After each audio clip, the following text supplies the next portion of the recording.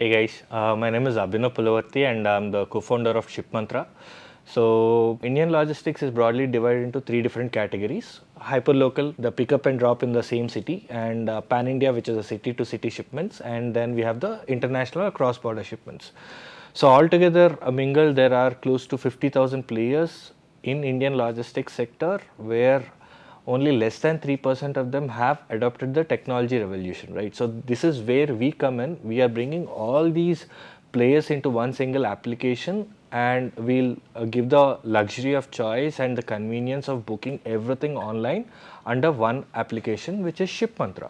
Recently, one of the biggest milestone that we have achieved is we have signed a MOU with APSRTC, where we'll be giving them the option for booking the couriers through online. So right now people are booking bus tickets on AbhiBus or Redbus. So in similar fashion, whenever you want to book any courier through APSRTC, ShipMantra will be your go-to place, and this will be our pilot project. And once this is up and succeeded, our agenda is to replicate the same for the other RTCs as well.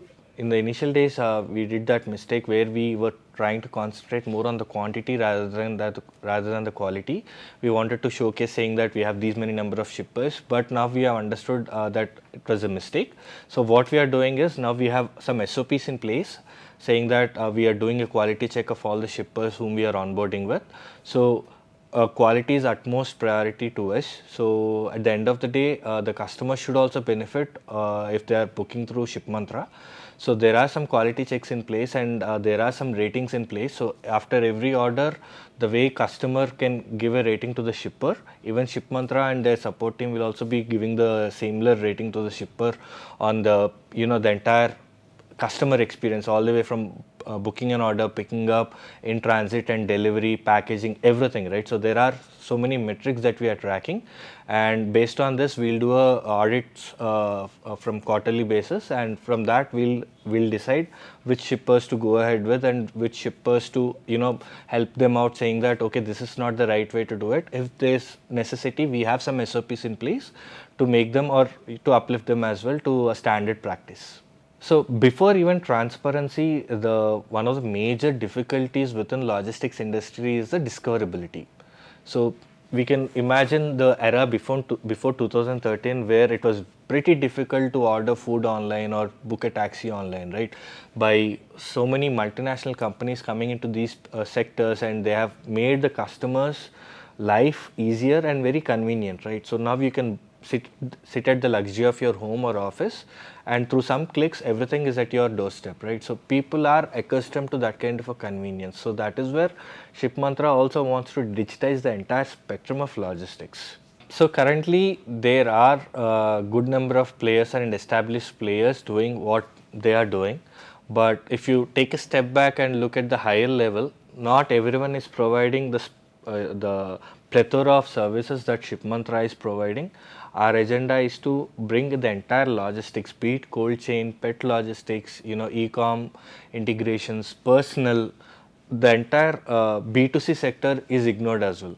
Even B2B, the small players, small, medium and micro enterprises, they do not have the volumes to play with, to go and sign deals with bigger players. So that is where we come in for both the B2C and even B2B SMEs, saying that ShipMantra will act as a logistics as a service. So if you're a startup, I'm pretty sure you're hustling day in and day out, right? So you are in a constant firefighting, and you can't prioritize tasks, right? So there are so many different things that you want to do on a daily basis. So with T-Hub, and especially some of the flagship program called Lab 32, there is a structure associated to it, right? So you can't handle so many different things on a single day.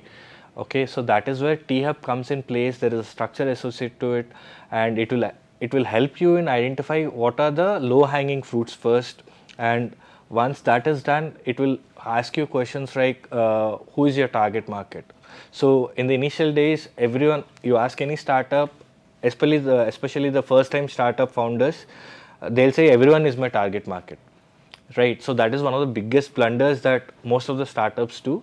So that is where structured programs like T-Hub Lab 32 programs help us in identifying the personas of your target customers and identifying them and how to target them with your go-to-market strategy. So these kind of structured philosophy and even the ecosystem is very crucial for the initial stage startups. So the entire ecosystem within T-Hub as well has been very helpful for us, and they take the accountability and ownership whenever you go to them for any kind of a help. They can even give you that support or ear at the end of the day. They'll just listen to you, even though you don't want any help from them. You want to vent out something, they'll be there for you, and that is very hard to find. And T-Hub as an ecosystem is very important in the initial days because be it the mentors, investors, or like-minded people, you cannot find these guys outside. So this will be a single-stop solution for early-stage founders as well. So that in that way, T-Hub is second to none for these kind of offerings.